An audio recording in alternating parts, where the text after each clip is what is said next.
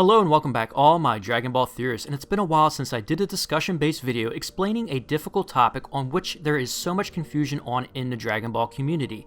After days of debate in the comment section and people just asking more questions, I had to make this video. What did it mean for Jiren to transcend time? Why is this feat of strength the most impressive thing that we have ever seen in Dragon Ball? Why has no one else transcended time? Well, I'm going to set up some analogies that will put all this in perspective, but realize that no other fighter has transcended time. Gotenks or Vegeta breaking out of the time chamber isn't transcending time, and defeating Hit's time skip, which any elite fighter has shown to be capable of, is also not transcending time. So we will break down how Jiren made time irrelevant and transcended it, accomplishing a fourth dimensional feat that is so impressive that left Vados saying he is just beyond comprehension. Let's get started. So for the analogy to explain what happened exactly when Jiren transcended time, I must first explain and give an example of an infinite time loop, which was what was holding Jiren. We have seen a perfect example of an infinite time loop in the movies with Doctor Strange when he imprisoned the almighty Dormammu. It was explained, if you haven't seen the movie, that Dormammu is a being of infinite power, a cosmic conqueror with endless thirst to bring all the worlds into his dark dimension. Pretty terrifying stuff, and I get why Doctor Strange wasn't interested at first in the job. Wait a second, how can a cosmic being of infinite power from another dimension fall victim to an infinite time loop? Doesn't infinite power mean that no one can match it? No, not exactly, as there are different levels of infinity. Also, you can have infinite speed and power as a three-dimensional being and be rendered completely helpless to time itself. You simply just don't have the ability to transcend it. So we got that treat of Doctor Strange saying over and over again, "I have come to make a bargain" to Dormammu. And while his power is far beyond anyone as a cosmic being, Doctor Strange saw his one weakness: time. No matter how much power Dormammu has, he is confined by the laws of time. Eventually giving up after killing Doctor Strange in many clever ways, Dormammu had met his match and couldn't defeat time. This is also the same decision Hit came to with his trump card and making a time cage for Jiren. He knew he couldn't defeat Jiren with his power and speed was just too much. The only answer was to trap him in a cage of time, an infinite loop, where he would have no hopes of escaping till the end of the tournament. Except, as we know, time itself wasn't a match for Jiren. If anyone else was trapped in an infinite time loop, whether it's Vegeta, Goku, heck even Vegito, they would all be trapped there helpless. You could even give Vegito infinite power and speed, but still he would not be above time itself or be able to transcend it. There is limits, and why Jiren transcending time is so very impressive. Wait a minute, some people have said Gotenks transcended time, ripping a hole in the time chamber like Boo, and Vegeta broke out of the time chamber as well. Except they didn't transcend time, and while their feat of strength is impressive, what they did was rip a hole in a dimension they were in. You see, they were never trapped in time itself, just another dimension, and there is a massive difference. The time chamber functions like the world of the void, with its own rules and laws. The time chamber is a dimension where time flows, just much slower. Escaping the time chamber and ripping a hole in that dimension is impressive, but it's the same as escaping the world of the void or any other dimension. They are just ripping a hole in that dimension and not breaking the laws or rules of time itself, transcending it. Once again, breaking through a dimension is super impressive, but it isn't transcending time. We have seen other beings in Dragon Ball that are defined to have infinite power in Zeno, who is of course not above time. We now have two of them as Goku went back to get Zeno from the timeline he destroyed and was literally stuck there floating to bring him back to our timeline to meet the present Zeno. No one rivals his powers, and that has been proven, erasing universes at the snap of a finger. But Zeno, with all his power, has no control over time, and like Dormammu, another cosmic being, this is his most clear and evident weakness. When we look further at Whis' technique of reversing time for 3 minutes for his impressive do-over that we have seen a few times, this feat is truly remarkable, giving everyone and Goku another chance to defeat Frieza. To not make the same mistake, and since Frieza isn't able to transcend time, they were able to achieve the ending that they want, defeating him easily the second time. The limitations, of course, is the 3 minutes and only in the past, but still a handy technique to use on powerful beings to correct wrongs that had happened. However, if Jiren was in Frieza's spot and about to destroy the planet when Whis goes to reverse time, Jiren can literally just say no.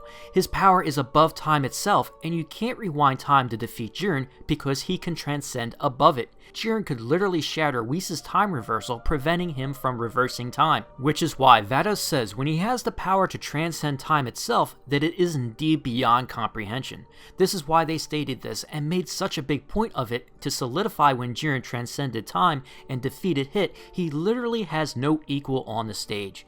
Jiren is the most powerful fighter, now easily surpassing fighters like Vegeta and Merge Zamasu. This is the mortal that even a god of destruction can't defeat after all. Jiren is a fighter that if trapped in an infinite time loop literally can just own time itself and be above it. Jiren is just on a completely different level, and why when we look at impressive fighters like Vegeta and Merge Zamasu, they just don't even compare to Jiren.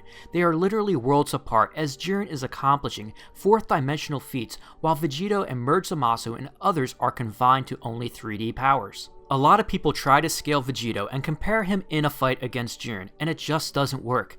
Vegeta is indeed powerful, and I'm not discrediting his abilities, but even if we gave Vegeta infinite power and speed, anything he does just won't matter in a fight against Jiren, because in the end, Jiren will have more power and speed. He has the power to transcend time itself, making even an infinitely powered Vegeta irrelevant in a fight. This is why Belmod knows no matter what, no one can defeat Jiren, because there aren't any fighters on the stage that have the power to transcend time.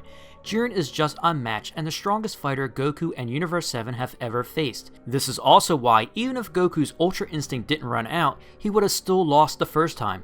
Jiren was honestly just interested in this new power that Goku had attained. It was noted before by Tien if Jiren was interested in Goku or not. Of course, the answer is yes. You see, Jiren wants to test his abilities as much as Goku does. Then, Goku breaking through his shell to achieve Ultra Instinct is probably the most interesting thing Jiren has seen in a long time, except in the end, the results are still futile. Jiren smirking and knowing that while Goku was at his limit, he hasn't even begun to get started yet. There was no threat to Jiren in that first fight against Goku, and he knew this from the heat he was giving off, and there was no need to show the full extent of his power against Goku to outright defeat him. Even Goku asked the question, if I achieve this form again, will it be enough? There is doubt because he fought Jiren and he knows that it might not be. Goku has the right form unlocked and is on the right path, but still has to grow a lot before he has the ability to take down Jiren. It was made very clear again in the fight against Kefla the new limitations of Goku's Ultra Instinct that he has to overcome. That he isn't able to utilize it fully and transition the powers of Ultra Instinct to attack. Right now, Goku's attacks aren't effective or adequate even against Kefla, who is nowhere even close to Jiren. It is clear that Goku is getting the hang of this form and powering up to even more impressive levels, except Jiren waits patiently. Even though Goku's movements are becoming more polished and continues to grow in power, Jiren wants to see if Goku can master Ultra Instinct more and actually cause him to display his full power that transcends time and is beyond comprehension, as Vados says. So it isn't a mistake for Jiren to leave Goku in the tournament, it is actually interesting for him. To also discuss Hit's time skip, what he is actually doing isn't controlling time, but a fun hack and storing it. Hit isn't above time itself and can't shatter it either. So when we look at a fighter like Dispo who beat Hit's time skip, he just cleverly countered it by being fast enough to know when he was going to use the time skip to store time and attacked him before he could. So Dispo never transcended time because he can't, so he had to come up with a way to go around it. Which is why when Hit discovered this, he dismantled Dispo soon after with ease. So there are ways to defeat a time skip by being fast or being a great fighter like Goku, but they aren't defeating time itself, just Hit's ability and how he uses the time skip. Now the trump card that Hit planned for Jiren, his ace in the hole, his time cage that would have worked on anyone except Jiren. He stored up time in an infinite loop, which is far different than his time skip. For argument's sake, let's say Hit can store up to 1 second of time. We don't know how much he has improved, so no need for an exact number as 1 second works for this discussion. Hit stored this 1 second of time in a loop that repeated over and over again. Once Jiren was attacked by this technique, he was supposed to be in it forever trapped until the tournament ended. The only way out for Jiren in an infinite time loop to escape at this point is to defeat or transcend time itself. There is no other way around it because he was already trapped. So when Jiren actually used power alone to make time irrelevant, as I have said, it is the most impressive feat seen to date in Dragon Ball. It made people in the stands wonder, what is he? This is why even an angel, Vados, said he is beyond comprehension. He has the ability to transcend time itself. So the work that Goku and the rest of the fighters have to defeat Jiren is a pretty tall order. Goku with Ultra Instinct just is not going to outpower Jiren.